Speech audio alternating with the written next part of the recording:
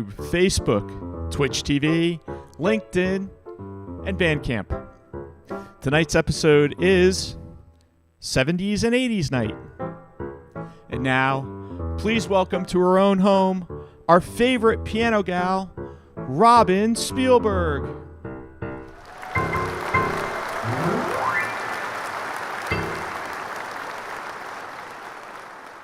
A little rough opening there. Well, you know, I didn't unmute my your computer laptop here, and so I was getting like a little bit of it was all crazy.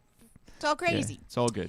Hello, welcome to Piano Bar number 186. So we saw you last Friday, and in between last Friday and tonight, we had a little getaway, which is great. Little Southwest getaway. Went to visit some friends in Arizona, and looky here. Isn't that beautiful? Found that well, I didn't actually find it. My friend Allison found it in a consignment shop. And, red little lamp. And it's funny because about 15 years ago, I saw one kind of sort of like that. And I've always regretted that I didn't bring it home. But there it is. I knew it would be very pretty on our set. So tonight, 70s, 1970s, 1980s music. And a couple of requests from you that came in during the week. Going to honor those. And here we go.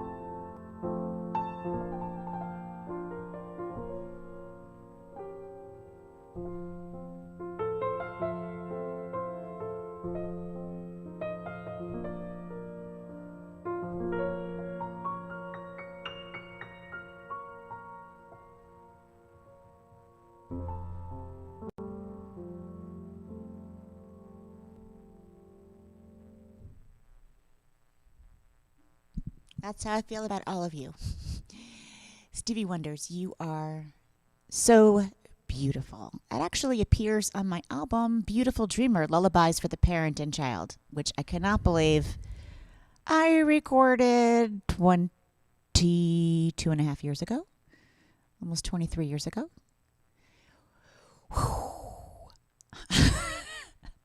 I don't know where the time's gone. It seems like someone has their finger right now on fast forward. And you know what? It's not funny. It's not funny. So, how you doing, Lair? I'm okay, and we do have a little bit of a hum in the background. I don't know where it's coming from. A hum? Mm-hmm. It's a cycle hum. It's not me. It's a ground on one of the It's microphones, not me going, I think. Yeah. Here, I'll shut this mic off and turn it back on. Nope, it's not that mic. It's not that. Maybe it's the air conditioner. I don't know. Where are you hearing the hum? Other people are saying? Yes. Well, don't know where it is. I hear some people aren't feeling too well. Well, I hope this stream helps you feel a little bit better. And Bob says some 60s cycle hum. Well, I hope everyone is feeling better who is not feeling well. Yep, COVID's not quite over yet, but hopefully it's not as bad as it was in the last, 2 years ago. Hopefully people aren't getting seriously ill and need to be hospitalized. We hope that's not going on. All right, so if you're just joining us now, we are doing 70s and 80s songs. And here's another one.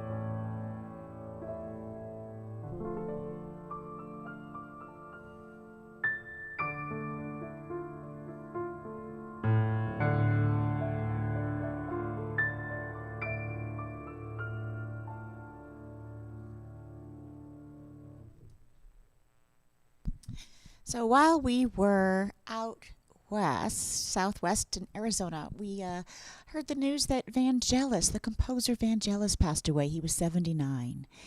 And wow, I have always been a Vangelis fan. I think ever since, he wrote the music for the first Blade Runner film. And I listened to that soundtrack all the time. He was really a pioneer in electronic music, combining both acoustic with electric music. And you might know him as the composer of Chariots of Fire. So while they don't have the music, I remember the tune. So I'll try to figure that out for you. Pay a little homage to Vangelis. This is Chariots of Fire. Do you remember that? I remember that movie. I remember loving the movie. I think I would see it again. And I'll watch it again with you. I would love to watch that movie again. I remember really loving it when I saw it in the theater. And I remember how we all, as a culture, just really took to that soundtrack. It was instrumental, and yet it hit the charts on our pop music charts. You know, just like Love's Theme did, and right? A few things. Herb Alpert's The Taste of Honey. There were a few tunes that hit the pop charts, even though they were The Hustle, right? That hit the charts too, but I'm not playing that one tonight.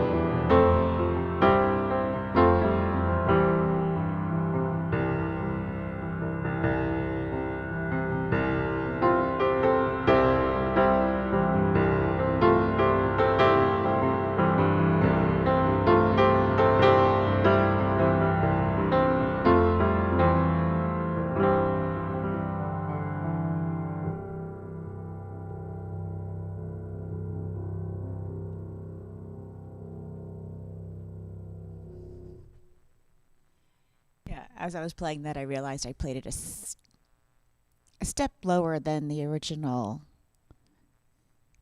key. That's all right. All right, so okay. Hello there, John. Hi, Fran. Yes, you were a fan. Yes, you could see the runners. Yes, I remember. That's what I remember. People running, right? 1924 Olympics. Film about that, right? Hello there, Leonard and Stephen. Patricia's here. Good to see all of you, friends. Thanks for being here. All right, so those were a few. I think that was early 80s. First two were 70s. This is an 80s song, right? 1982, I think. Sounds about right. Bruce Springsteen, The River.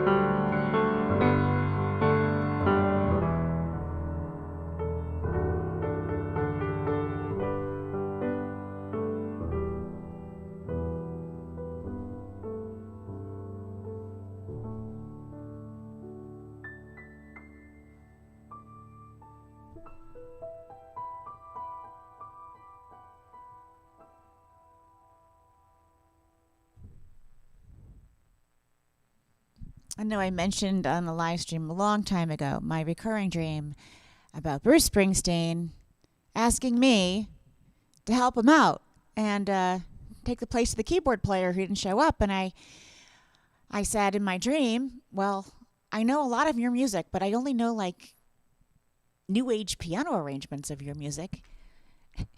Bruce said without even a pause, all right, we're doing a new age Bruce Springsteen show. And, I jumped on the stage.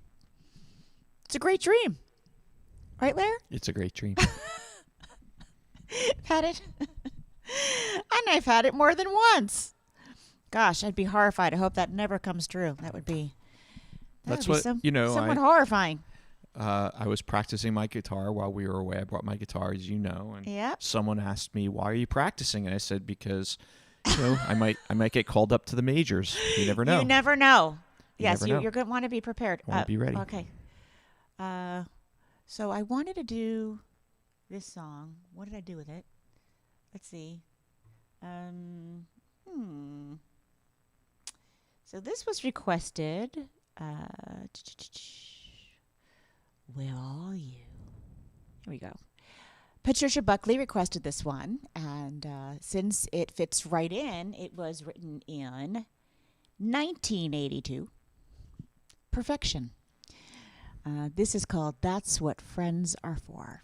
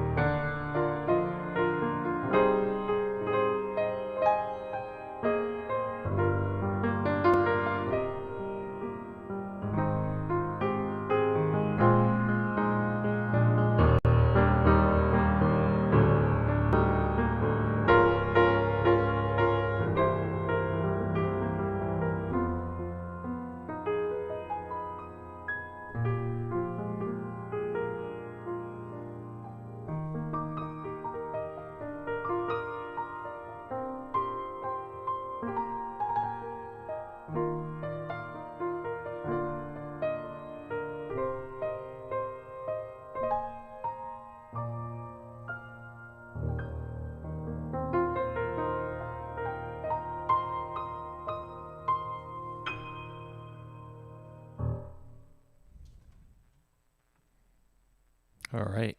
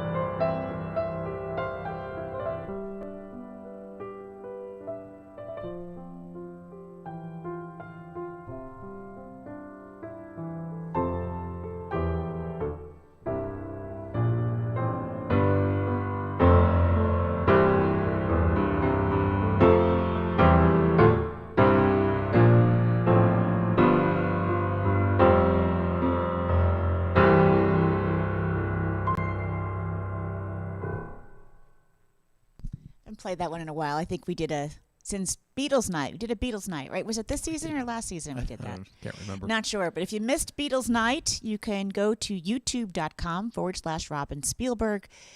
Make sure you subscribe. Click on playlists.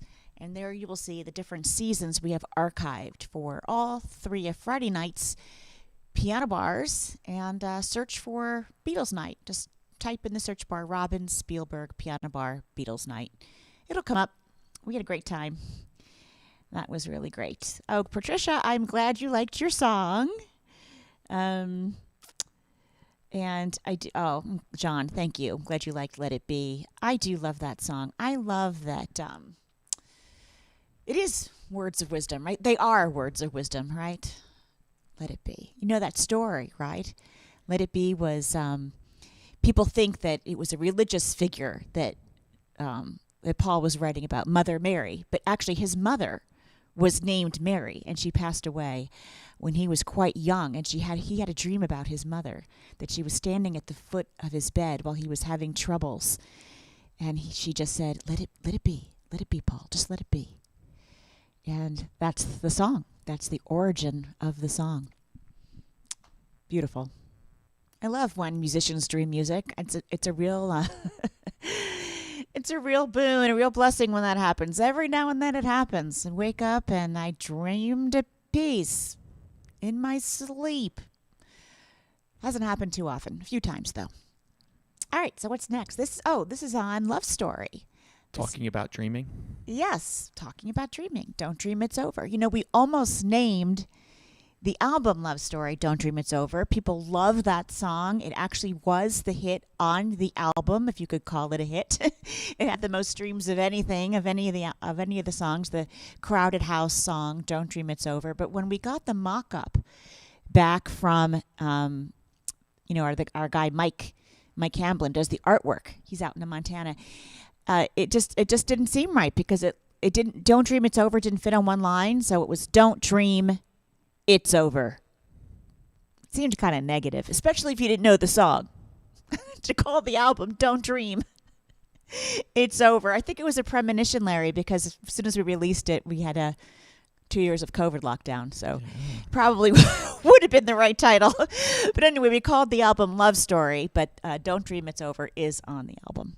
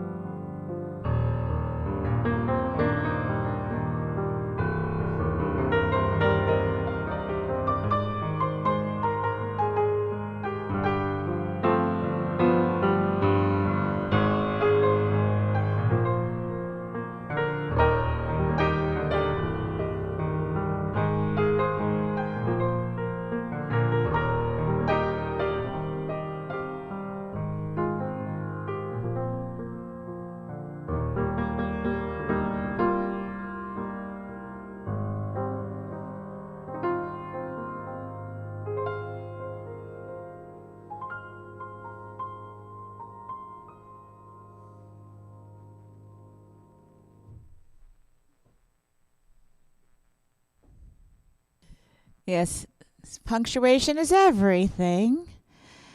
Yes, and I agree with you, Peter, about this could be a great anthem for a country at war. So, Friday nights, if you're just joining us or haven't watched before, Friday nights are a great night. You can chat right here. You can ask me anything.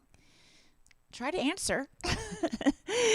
Larry is here monitoring your chat, taking care of all our camera angles and sound and lights, and streaming to all 5 platforms: Twitch TV, Bandcamp, YouTube, Facebook, and LinkedIn. I got them all. You got them all. So if you have any questions, here's a great place to put them. And yes, that's funny. Punctuation. All right, what do we've got next here? Ah, I see.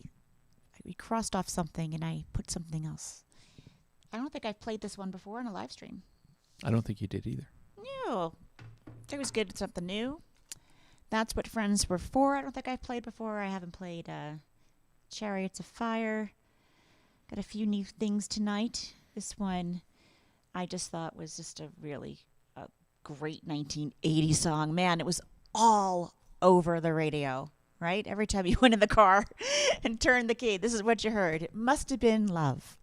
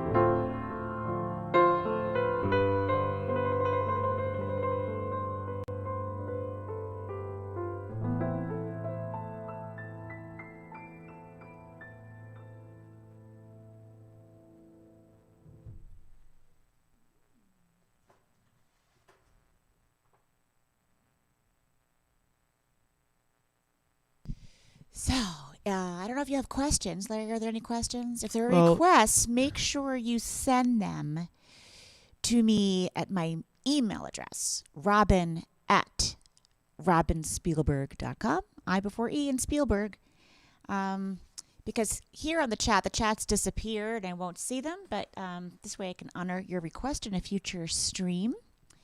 So if you have a song you really want me to play for you, make sure you request it that way. And Marsha, I'm glad you enjoyed Killing Me Softly. Tornado, what? In Michigan? We had a tornado warning almost all day. Watch. It was a watch, It was a watch, tornado watch all day long. but it didn't happen, which But I'm glad for. to answer Shannon's question, yes, that was Kirtland College. You played there. There's a question? Yeah, she asked if that's where she saw you perform in Michigan a few years ago, and the answer is yes. Our friend Beth worked there at the time. She's no longer there, but yes, you did play at Kirtland College, where they're going to do a news conference tomorrow. Oh, I see. Yes. All righty. Well, if you're just joining, I see a number of people are just joining now. Tonight is live stream number 186. What? Yes, it is. Number 186. I think I've almost hit the 3,000 song mark. Not quite, but probably we've played about 2,900 songs so far since we've started. That's fun. It's kept me busy, that's for sure. Kept my brain really nice and active and busy, which I love. Love learning new tunes and arranging them for you. And gosh, did I play this next one yet before? You Larry? have not. All right, so this is new too. This is, well, not new. It's 80's. Is it 80's or 70's? Not sure. One of them. This is an 80's. 80's. Okay, this is Eric Clapton's. Actually, no, I'm not entirely Wonderful sure. Tonight. You have me a little confused, but yeah. I know someone will correct us on the live stream if we're wrong. We can always count on that. All right.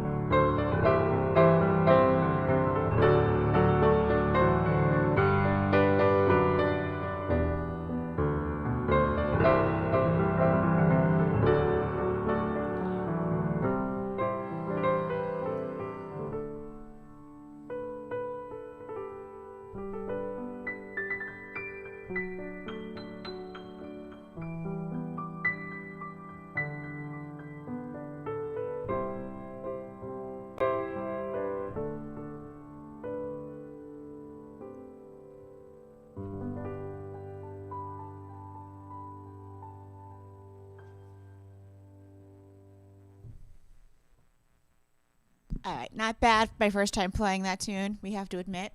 I just wrote down the chords before we started already then. Oh, look. Christine's admiring the lamp.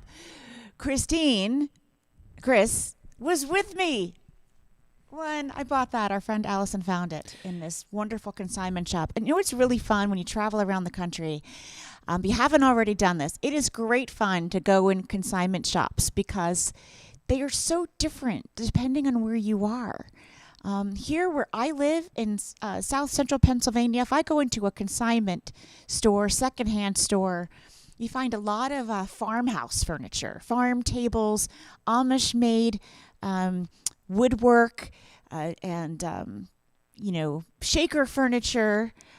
And then I went out in Arizona, and everything, of course, has a southwestern flair to it. So this lamp is made of a leather lampshade and an iron, and it's just super fun to go to different kinds of places. And when you go to the Northeast, you find a lot of little doilies, lacy things, right? To the Northeast, lots of different kinds of antiques depending on where you are.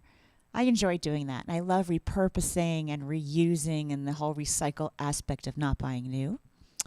Super fun. So what's next here? I haven't played this one yet either. Wrote out the chords. Hoping it makes sense. What year is this, Larry? Do you know? I have no idea what. No idea. It's definitely 70s or 80s. I am going to guess. Who's the artist for this? Do you know? Your Wildest Dreams is the song, and the artist is the Moody Blues. It must be 70s. I don't think it was Yeah? 80s. Yeah. It's on the radio quite a bit. Yeah, I'm pretty sure it's And they the used 70s. to tour quite a bit, too. So, Our formative. Anyway, going back to the last song, Wonderful Tonight, Eric Clapton had that right. So, guys, if you were asked, how do I look? That's the answer. You look wonderful tonight. You don't say, oh, you look fat in that dress. No.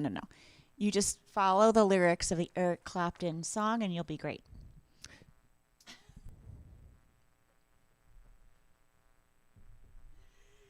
All right.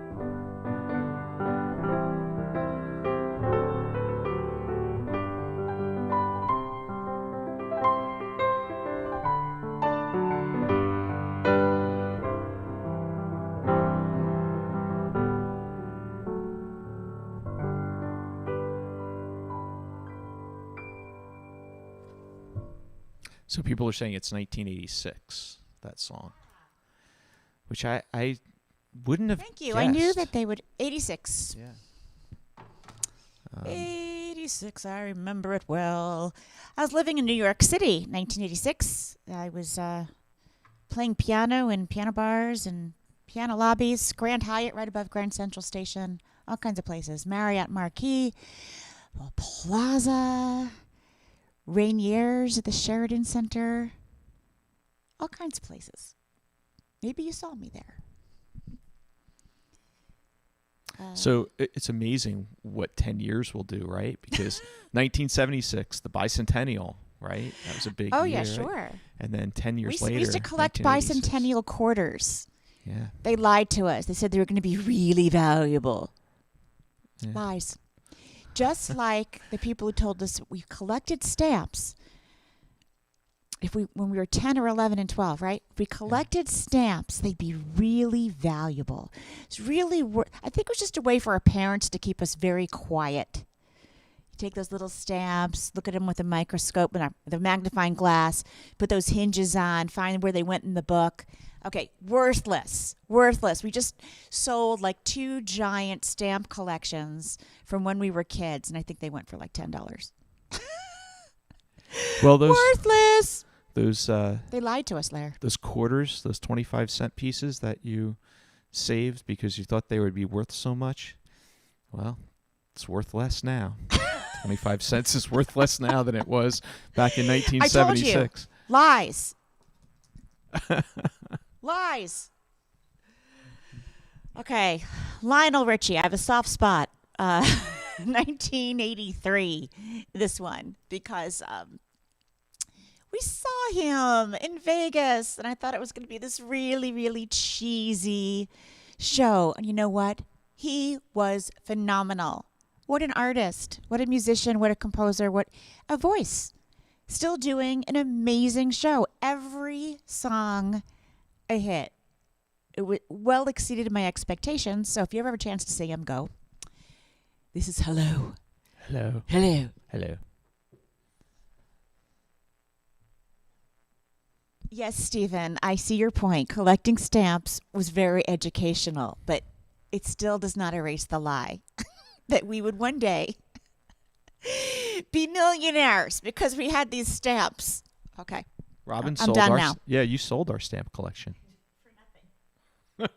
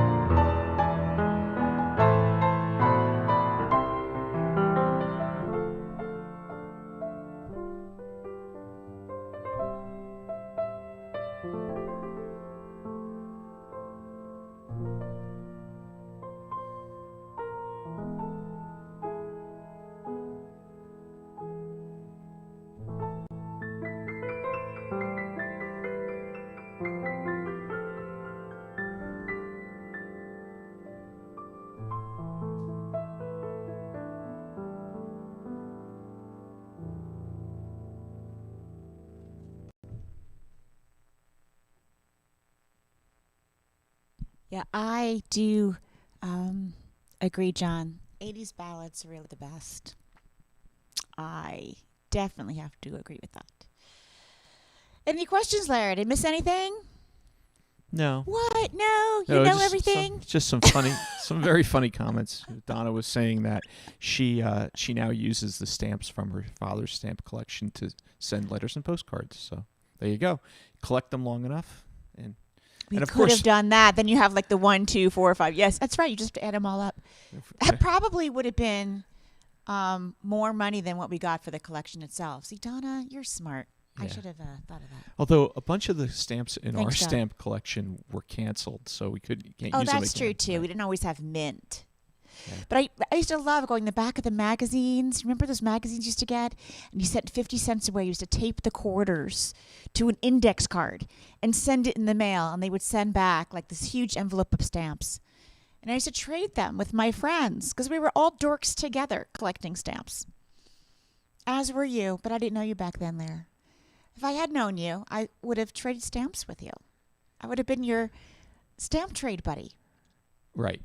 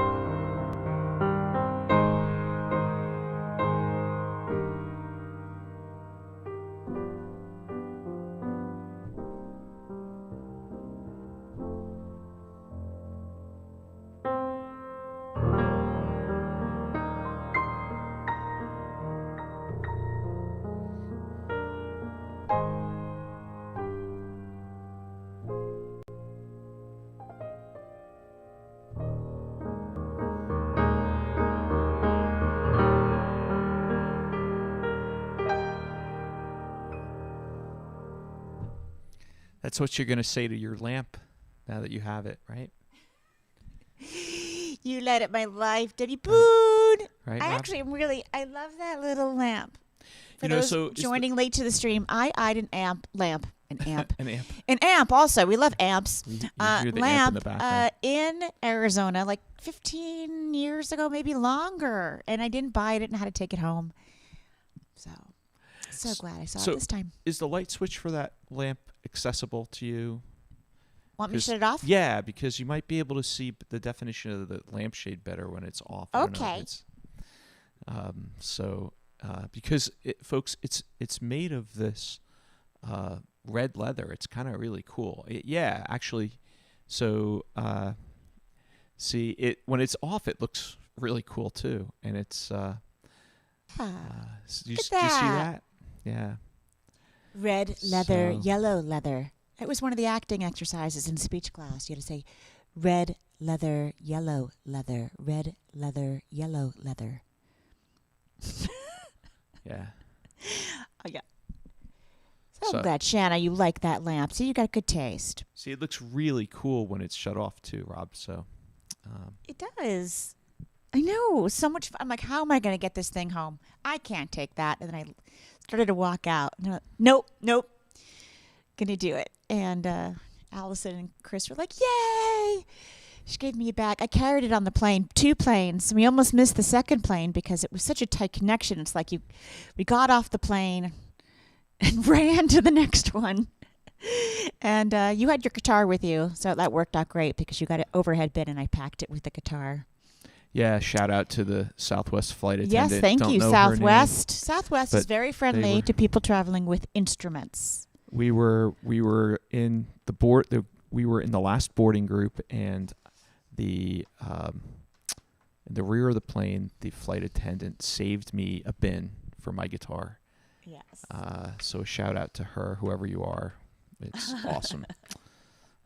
Because we don't. I don't even want to talk about the things that have happened to musical instruments on airplanes and in transit, but I will say that I did have to buy a seat for the cello when we went to South Korea because we couldn't put it in the we couldn't check it even though it was in a hard case because we were going right off the plane. It's a really long plane ride, I don't know, 15 hours, something like that, right to a TV station to perform live. And the tuning, it just would have been a mess because it was like so freezing in there. So you have to buy a seat for the cello and it has to get strapped in. And the cello had its own ID. And you usually call it cello and the person's last name. And I remember for some reason, there was a little argument on the plane, although it was in Korean, so I didn't understand. People didn't want to sit next to the cello. I didn't understand that. Like, why wouldn't you want to sit next to a cello? It's not going to breathe on you, cough on you, spill a drink on you, or give you any trouble on the airplane. Just going to sit there, right? Strapped in. But they had a hard time finding someone to sit next to the cello. Anyway, those airline tickets, and you don't get a break either. It's like paying for a person. You've got to pay for a seat for the cello. Yeah, but I was not. And Stephanie was mad because the cello didn't get frequent flyer miles. She's like, why not? Cello bought a seat. Cello should get frequent flyer miles. They wouldn't Cello do that. should get a free drink. Cello should get free drinks and frequent flyer miles and all the perks, maybe even a blanket. A little blankie.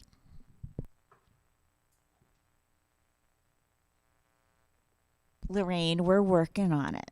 Larry has been practicing his guitar. He's a little camera shy, but we're going to get there. We'll surprise you one night, maybe for live stream number 200.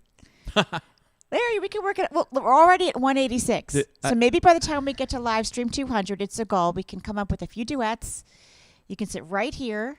Or if you want to be off camera, you could be off camera a little bit. We can do some piano guitar duets. We do them all the time. You just don't see them. We have to figure out like who's going to run the Valerie. who's going to press the buttons and We'll teach make sure Valerie. that the cameras and the audio is Yes, working. we'll teach Valerie to do it. You could do it, Larry. You sounded so beautiful. I heard you've been hearing Thank you you. practice. Thank you. He plays really well. It's just, he's not a ham like me.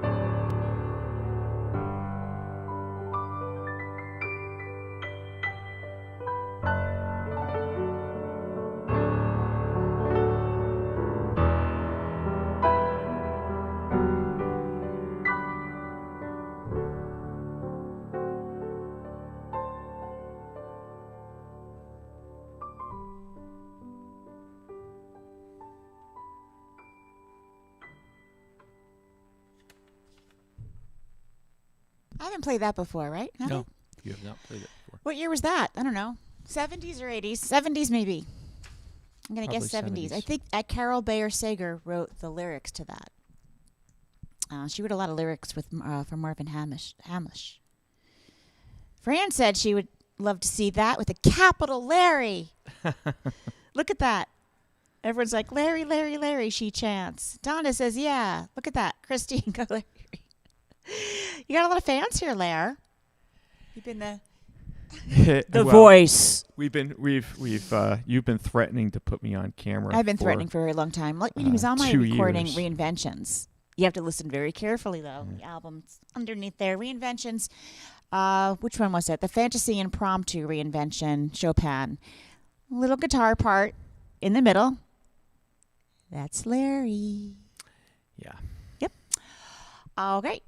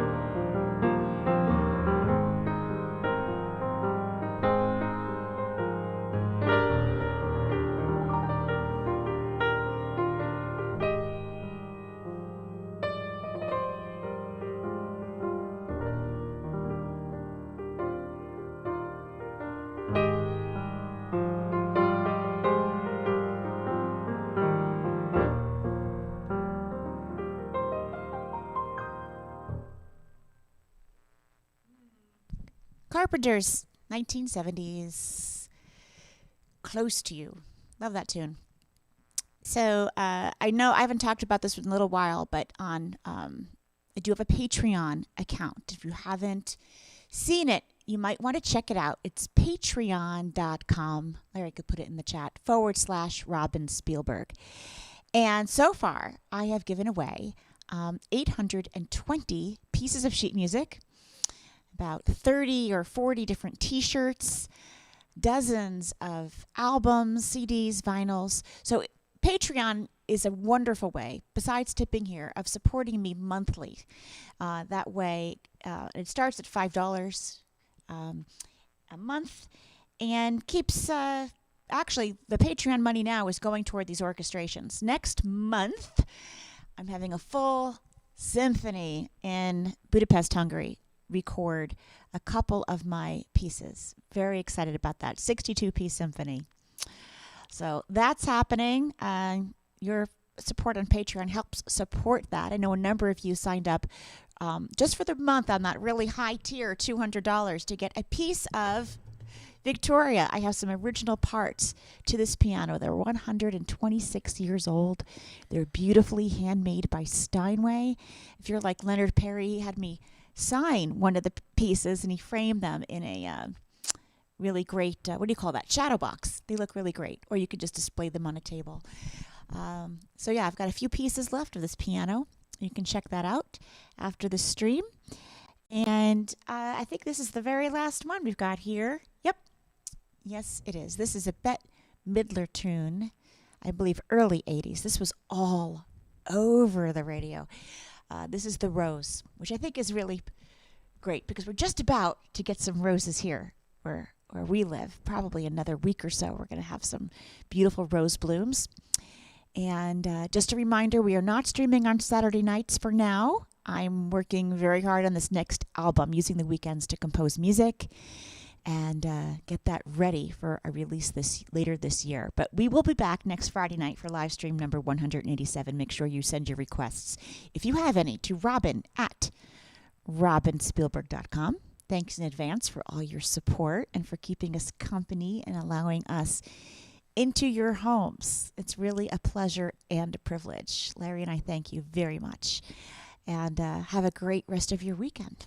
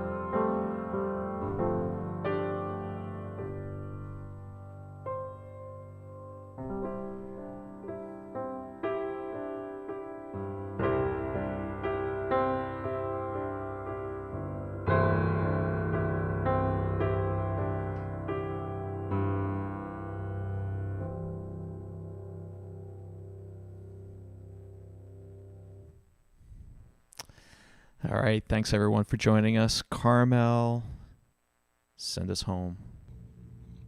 Hey, Carmel. Say goodnight to everybody. That's right. Good girl.